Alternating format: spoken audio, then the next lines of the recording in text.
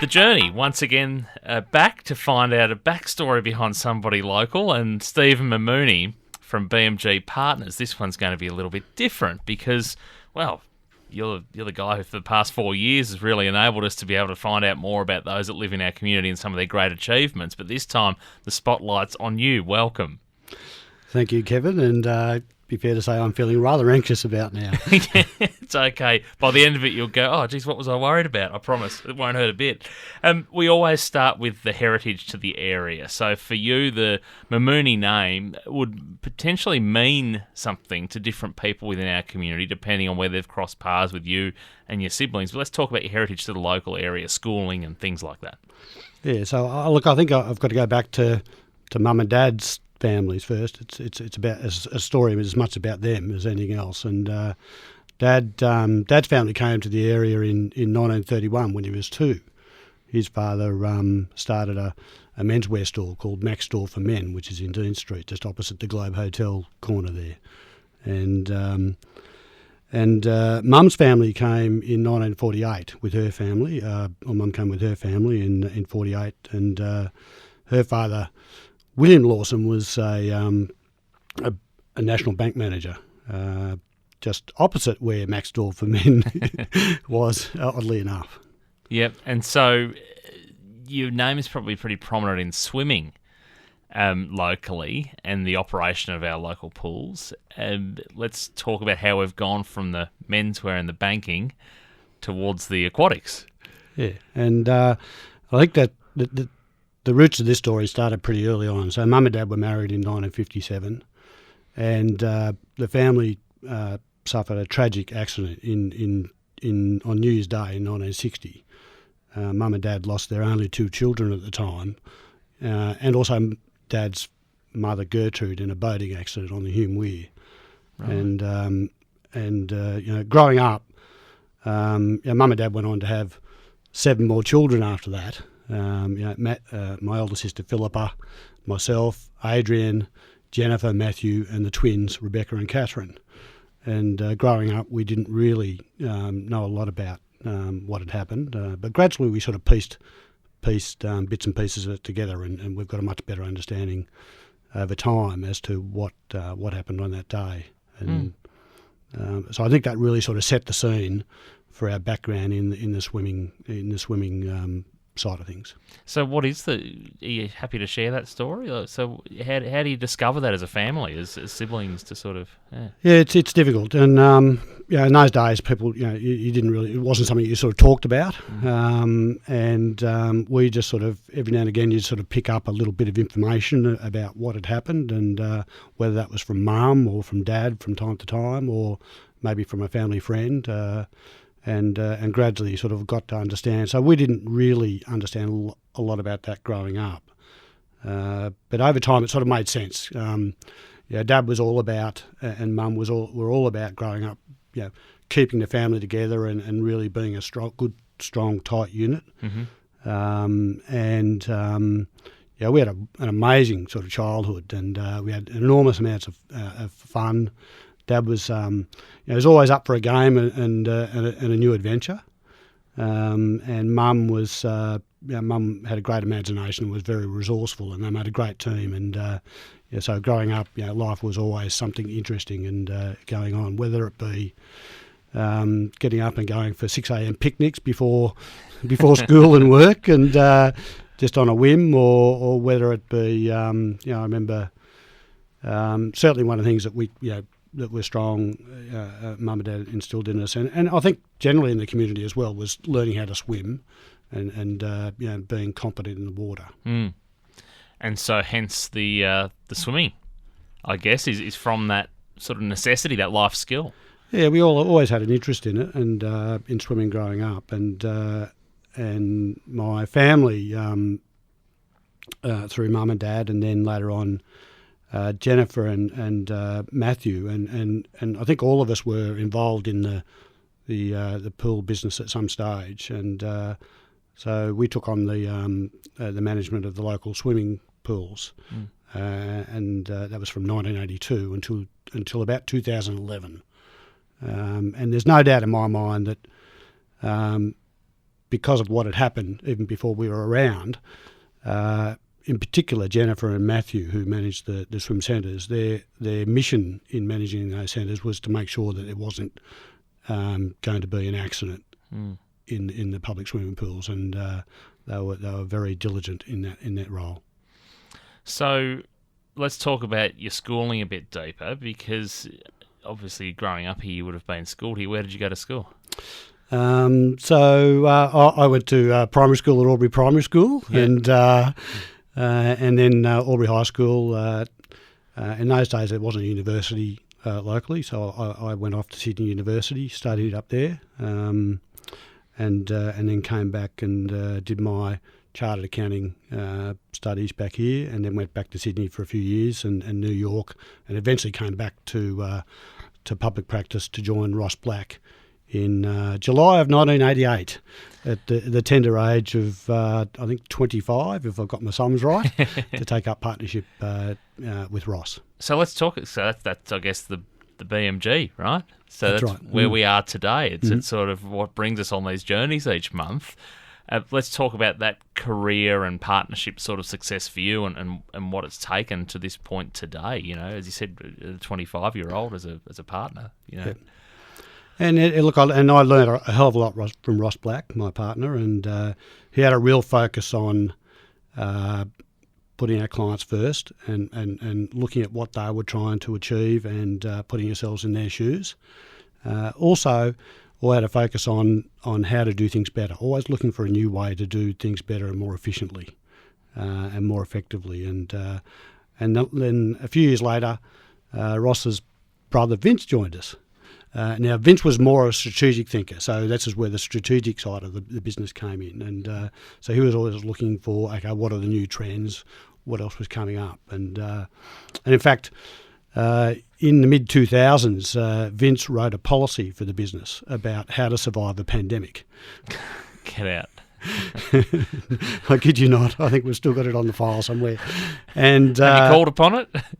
We did pull it out a bit over 18 months ago, and just to see what that was about. But like in the early 2000s, one of the things that sort of dawned upon us was there was a trend for a lot more women coming into the profession, and because families like to have families.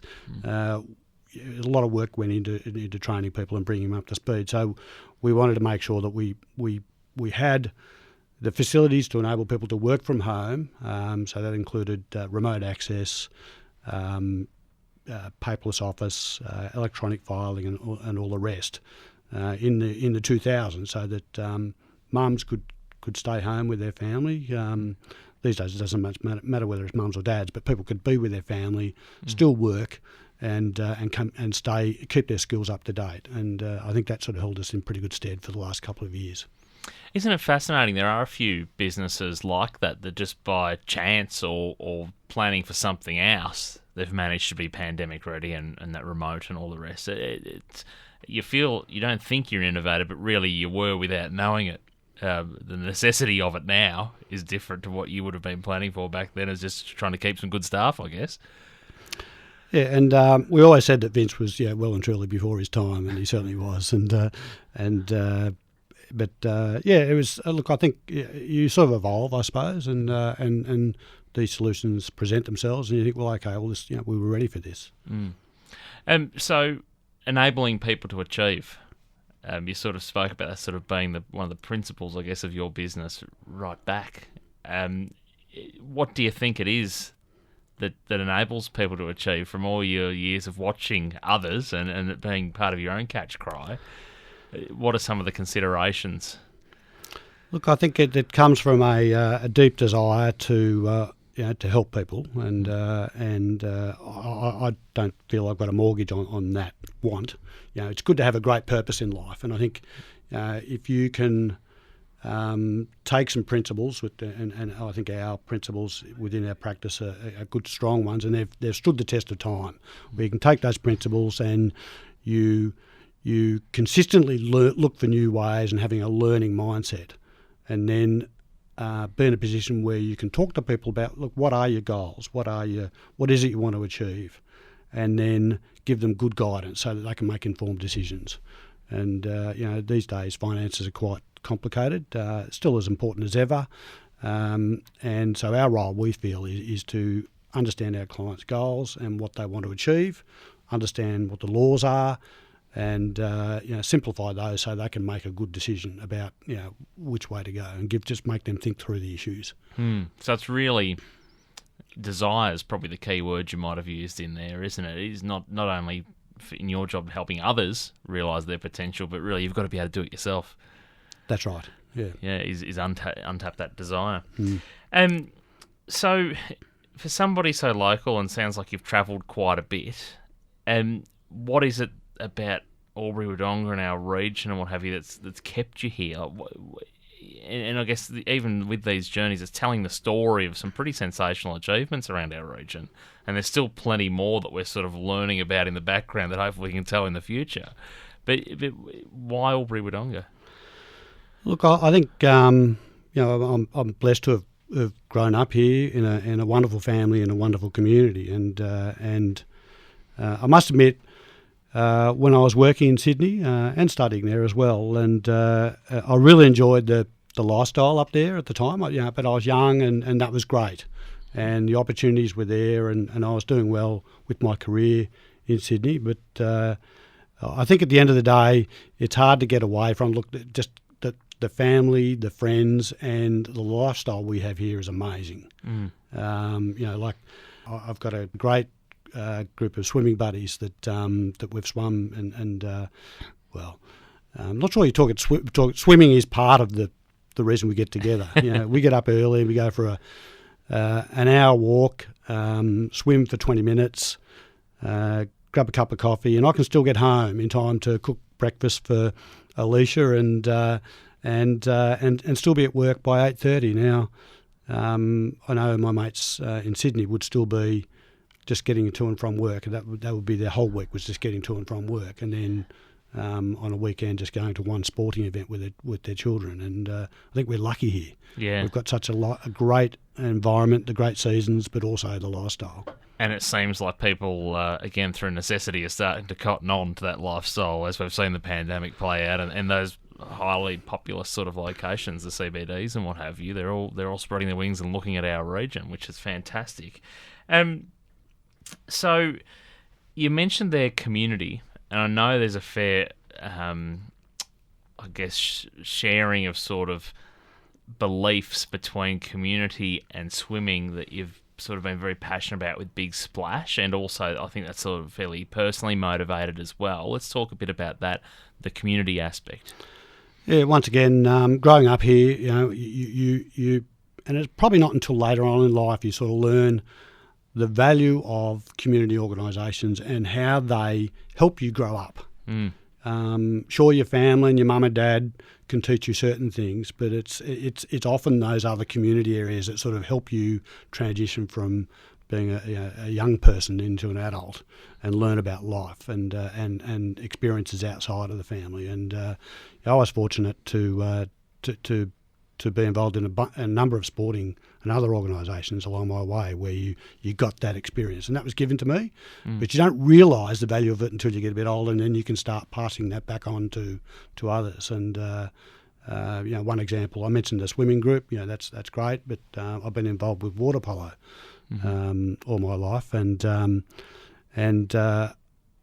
being able to, my role in water polo for the last probably 20 years has been about taking juniors in the water polo ranks and transitioning them from junior water polo to senior water polo. And that's not about just teaching them how to play water polo. It's about teaching them how to become young people, young adults, become resilient, deal with all the things that we need to deal with as adults, and being good sports people as well at the same time. Teaching them respect and the value of that sort of things. And often you teach them things that they don't necessarily get at home, or if they do get it at home, they don't necessarily listen to that advice at home. We're all guilty of that. Absolutely. And so through my connections with water polo, and you mentioned the Big Splash, that when I was coaching I was coaching Mary Baker in the Albury A grade team, and I remember when one weekend it was after a couple of years of not a lot of success, and we got into the finals, and we won the preliminary final, completely unexpected. So this is Sunday, and then Sunday afternoon, I got a call from Mary's mum, Annette, to say, Steve, that game was absolutely brilliant. It was fantastic. Actually, Annette used a couple other words in there that I won't repeat. But it was fantastic, and Mary had an absolute, a terrific game. And Mary was only 15 at the time. That was Sunday. We trained Monday night at the North Albury Swim Centre, and the team were all buoyant. We were in the grand final. It was fantastic. We were all buoyant about this, and then the next morning I was driving to work. Actually, I was driving to with my daughter Ellie Rose to drop her off at school, and we were turned away from the highway at the Thaguna on-ramp, and so we had to go the long way into school, and I didn't think too much of it. But when I got to the office, I'd received a phone call to learn that that night or that morning that Mary had taken her own life. And that was it was a devastating situation. Not for just me, but for a lot of people. Clearly Mary's family, but a lot of people in the community. It was just something that was deeply impacted myself and a lot of other people. And you're right, the severity of obviously the situation, but you think of that contrast you've just described, which I don't think a lot of people probably take too much attention to, but it should be a high point in life, particularly for a teenager, for a team, for the community, for those around, and then within such a short period of time to have the devastating low from the opposite end of the angle. From that story, it's obviously something that's inspired a lot of people, including yourself, to be involved in the Big Splash, because it is for such a good cause. So do you want to talk a little bit more about how easy it is to stay motivated? Obviously for you, it'd be a no-brainer, wouldn't it? Absolutely, and and it was look, and I get, I guess, a lot of inspiration and motivation from remembering Mary, and Mary was a great kid, and what happened just makes no sense to me at all. But it's difficult to sort of fathom. But I can still see Mary, sort of say, "Come on, Steve, training, and what's next, and what are we going to do?" And so she still tells me those. I still hear those messages from her. Yeah. Particularly when it comes to organising the Big Splash, and you think, there's a lot of work, and but then I hear Mary say, "No, you can do this," and it does drive you on, it motivates you. Let's talk about discovering yourself for a moment, because I know you said at the start of this journey, this is confronting. Now, I think I first met you, Stephen, through this process of here's an idea, we want to tell people stories. There's no way in hell you're ever going to tell me mine. It was sort of the sort of very clear body language and the resistance that's existed for 4 years pretty much this month. So what is it that's driven you to be able to be comfortable to be here having the conversation? What have you learnt maybe from other journeys or from other people? And even, I know recently you've announced you're going to be, part of a council ticket, which I know only 12 months ago you said you'd never do, and you had great admiration for people who would. What's changing, or what are you learning? It's interesting, isn't it? I'd sort of I've always I don't know. I mean, as far as myself is concerned, I've always challenged myself to do better and always have something to work towards. I'm not sure where that's come from. It's clearly, I think, something that sort of comes through your family and also your experiences, and just seeing, through my life, people that have been around me who have had challenges, and then picked themselves up. Mum and Dad, just a great inspiration. To see them do what they've done after the tragedy they they'd experienced, and then looking at families like the Baker family and other tragedies of similar situation you see out of adversity. To do that, and I must admit, you're always learning, and I love to learn from just people in that you meet, and great if someone's sort of famous and done something terrific that everyone knows about, but there's a lot of little unsung stories as well. I remember there's a chap who used to come and swim at the Wodonga pool. His name was Keith Marshall, and he passed away a couple of years ago in his 90s. But Keith used to get up and swim a mile or two every morning of his life, and he had a stroke, and he come back and swum and lived another 15 or 20 years after his stroke when he wasn't expected to survive. Here's a guy who also did a couple of Melbourne to Sydney, not super marathons or ultra marathons back in the Cliffy Young days. And I think, look, he's just an ordinary guy who goes and does his best. So I get a lot of inspiration from those stories, and a lot of our clients too, and people in business. You sort of see what they've done in business, and I just think, well, I owe it to myself to always try and get the best out of myself and try, challenge myself in doing something new. And as far as I've always been one to I'm a bit reserved, sort of sit back, and I'm a good team player. I think I like to help others get out in front. Another tragic story. I mean, life's full of tragedies, I guess, but another tragic story, also very close to my heart. My youngest sister, Catherine, lost her husband to a motor vehicle accident. I'm going to say about 4 years ago now. Now, Mamouney, he was a brave man, and Mamouney came from Kenya to find a new life in Australia. He followed his brother over here, but he came up to Albury with Kate to find his a new life and start a family here. And when he and he was one of those sort of infectious guys who just knew the value of life. And I remember at a family gathering, we had only a couple of months before he passed away from his accident, and it was for Mum's 80th birthday party, a surprise birthday party. We were all there, and typical siblings. We were all bickering about something or other, or carrying on, or and Mamouney sort of stopped us all in our tracks and said, "Everyone, you need to listen.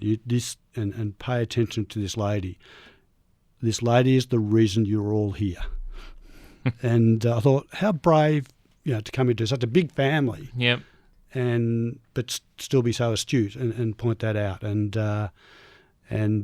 So I've always, when it comes to bravery, these days I think of Mamouney and I think, well, how brave was he to come to a completely different country, which I think is a terrifically brave thing to do, and start a new life. And we've sort of seen a bit of that through the pandemic in terms of how privileged and sheltered a life we've lived for such a generous period of time in the grand scheme of things in Australia. And I think a lot of us have struggled with. But when you find that perspective of other people, suddenly you can find life not as bad as it could be. There's much worse that could be happening at any given time, and the people you drive past or walk past that you may not even know. I guess this takes us back to that journey, is what is the story? Why do they think? Why do they act? Why do they position themselves the way they do? Let's talk about people you admire. And I know you've sort of mentioned your parents, and you've already released a couple where you've watched on and learnt from people. Who is it that you admire the most? I'm not sure. If anyone asks me who you admire the most, I'll be here for a couple of hours trying to work out, okay, who is the one? It's like asking who is the best Formula One racing car driver. I don't know. I'd have to debate that. But I mentioned, and look, I've mentioned that I admire ordinary people who just do extraordinary things, no matter what it is. I think there was a famous Greek philosopher who said, courage and bravery is just sort of getting through a life, and it's not easy. But I must, I don't have to go too far, to find my inspiration. We've talked about it, a few people already, mum and dad, and people around me, and I must admit, my daughter, Ali Rose, and I get an enormous amount of inspiration from Ali. For the things that she's already done in her life to date, I look at her and think, wow, if and Ali might look at me and say, well, Dad, I've got to try and keep up with you. But, I'm looking at thinking, well, I've got to keep up with you. It's like these things that she's done. So I get a lot of inspiration. She's a brave young girl. And of course, my partner, Alicia, who is who is also an accountant. And so we've got a lot in common. Alicia loves sport. She's a great mate, and I love her dearly. And Alicia's a great support of mine. But I also admire, what she does. She's still playing sport at the highest level she can. Yeah. And I think that's what I like about just anyone who has a go and gets the best out of themselves. What I don't like is waste. Whether it's talent, time, or resources. I like to get the most out of things. Sometimes that's achieving things. Sometimes that's spending time with the people who are important in your lives. What do you do with your spare time when you're not accounting, when you're not swimming, when you're not observing others, helping in the community, listening to their stories, all those bits and pieces? Yeah, I'm not sure there's a lot of spare time in all of that. But look, when work-life balance is important to me. I think. And it's a term that's sort of used a bit. To me, work-life balance is all about when you're at work being effective. And being effective from 9 to 5. Don't spend your whole life doing it. Make an impact, get in there, get it done, be effective, get results. Give yourself time then to do all those other things outside of it, whether it be, I enjoy reading, I enjoy my sport, enjoy catching up with friends and family and all those things, and keeping up with family and all the networks and support networks is important to me. Where it's a phone call and go and you can't sort of visit so much these days, but just making sure you keep in touch with people and let them know that you care. Getting advice from people, I think, is really good. I like to ask people for what their thoughts are on things and just discuss things through. I don't feel. I think if you do that more often than not, you get more information and you're able to then make better decisions yourself. Not that I've always made good decisions. Sometimes I don't, but I think you can do your best. Let's talk about decisions, tough decisions. How do you go with them? Do you procrastinate? Do you put them off? Are you pretty nimble? Do you jump straight into it? Tough decisions. Look, I've always found that when you're presented with a dilemma or an issue, the solution always presents itself. It always presents itself. Now, for whatever reason, and then. So when we're presented with a tough decision, it's a matter of, okay, well, you think things through. Usually there's other people involved in it, so you talk to them about it and you come up with a solution one way or the other. So I don't really feel that in my life I've had any really tough decisions to make myself. Is that a bit of a things happen for a reason in terms of when you are confronted, or maybe it's a positive thing and it just sort of opportunity knocks? Presents and you just that fits, that works right now, and that's the way it's meant to be. I think so, and it's also when you're presented with a situation that you don't rush for the immediate and try and worry about the immediate answer. Always one for sleeping on something overnight and thinking it through, and if it doesn't feel right, then think it through a bit more or talk to someone else. That's where I think the more people you talk to, the better idea. You put things in perspective and you find a way through. quotes and sayings you've sort of used a couple through this journey just as examples or just sort of setting yourself up to tell the story? Are there any real mantras in life that you sort of, every day you wake up, you think of, I think that there are people that you learn from, and moments in your life you think, well, okay, well they've said something, and you sort of think, oh, it actually rings a bell with me. And as far as quotes and sayings goes, I think there'd be lots of them, but some that come to mind would be that I know one of my really good school buddies, and we're still good. We knew it. I think our mothers had each other sort of about a month apart, so probably in the same babies group together or something. Yeah, or the equivalent of back in those days. And Adam always used to say, well, look, if something's worth doing, it's worth doing properly. And I think that was something I learnt from him probably in primary school. and it's sort of, okay, well, that makes sense to me. I've sort of adopted that. I know, growing up and talking to some of, receiving advice from some of Dad's friends. There was a solicitor in town who and his actually both these pieces of advice came from solicitors, oddly enough. But one of them was, and this was from a guy who was one of the last men off the Philippines in the Japanese War. And his advice to me was, look, you've got two ears and one mouth. Use them in that proportion. And I thought, well, that sort of makes sense to me as well. I'll so I'm always listening. Which is why I don't like to get up and talk. But and the other piece of good advice I thought was from his other friend and he said, well, look, before you dive into water, always find out what's underneath it. I thought, well, that's good advice. And he was talking more about the kids in the spinal ward at the World Children's Hospital. But I sort of take a broader view of that, and I'm probably a little bit risk averse, I suppose. Find out what the risks are before you, and think about what you're doing before you go ahead and do it. But as far as quotes, I'm a bit of a Lunig fan, so be brave. Life is joyous. Yep. I do like that one. That can be quite deep and quite meaningful. So hindsight's a wonderful thing. It's always 20/20, perfect vision.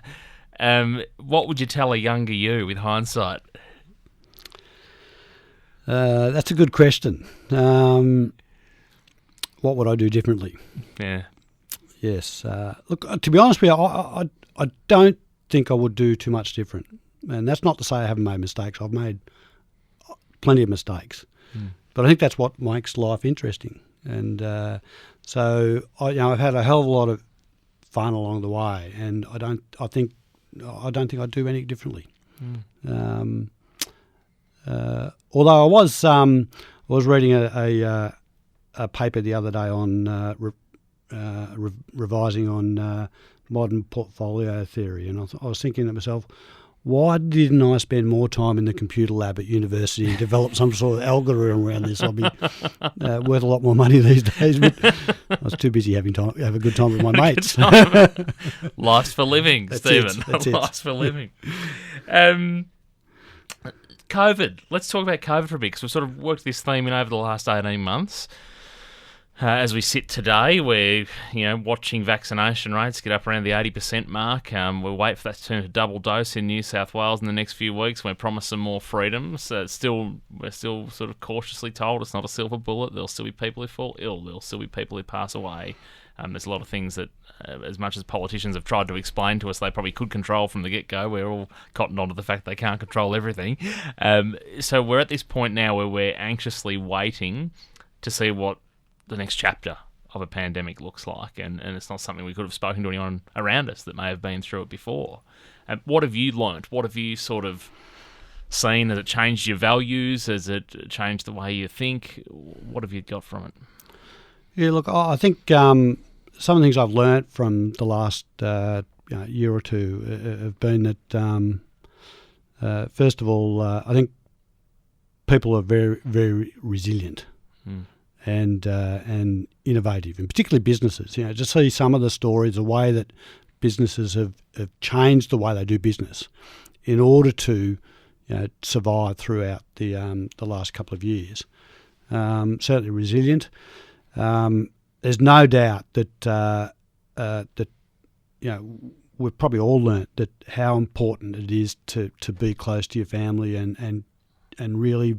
I think it probably has helped us to value those things that are nearest and dearest to us. Our relationships with those people who are our family and our friends. And I think the other thing we've learnt is that all the rules are out the window.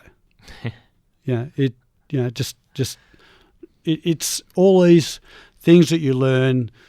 Growing up, about these principles and these practices, and you must do this way. I think a lot of that sort of been torn down, and so look, it doesn't so much matter. Just focus on what's important and what your own goals and desires are, and you concentrate on those. That's good. That's good. Well, let's have a bit of fun with the oldies but goodies. 3 people at the dinner table, alive or dead. Who would you have with you? Probably pretty boring, really. But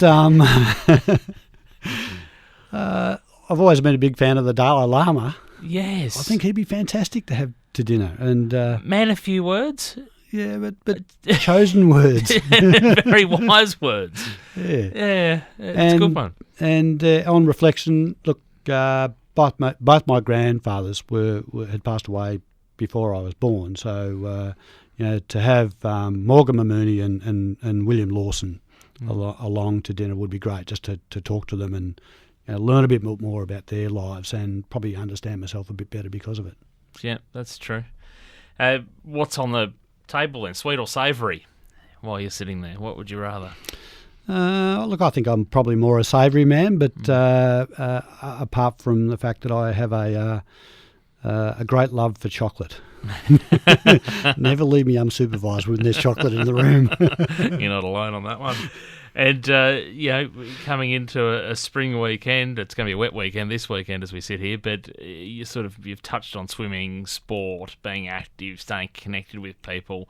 Do you regimentedly plan that in on a normal weekend in how you're going to achieve all those things, or is it sort of as the cookie crumbles, you just see what the weekend presents? No, look, I think my weeks are structured enough, and from Monday to Friday, and I fit a lot of those things in deliberately, I think, through Monday to Friday, so that I can, pretty much roam free on the weekends. And whilst I might have things that I feel I need to achieve or want to achieve, I don't like to have too much structure. I like just to do what feels right at the time. Suffice to say that if I'm, sitting still for 5 minutes or so, I'll find something to do. But what that is will very much depend on my mood. Well, good luck for this weekend. I have to ask, usually I just say thanks for being part of the journey and well done, but at the tail end of the journey, after being so anxious at the start, how are you feeling? Keep going. Probably. Ask me a few more questions. No, it's been a real pleasure. I think the experience itself and actually just going back and reflecting over those things in your life, the messages that you want to get out, and I've probably forgotten half of it, but that's okay. Only I know that. Yeah. And but it's been a good thing to reflect upon, and so I think I've quite enjoyed it, and as much as I've put it off, and you never really. I mean, I still consider, or I do consider myself just an ordinary bloke in the community who's just happy to get the best out of myself. So I don't necessarily think that anyone really wants to hear my story, but if someone can get something out of it, well, that's great. Steve Mamouney, BMG Partners, enabling people to achieve. Thanks so much for sitting in the studio with me. Thanks, Kev. It's been a pleasure.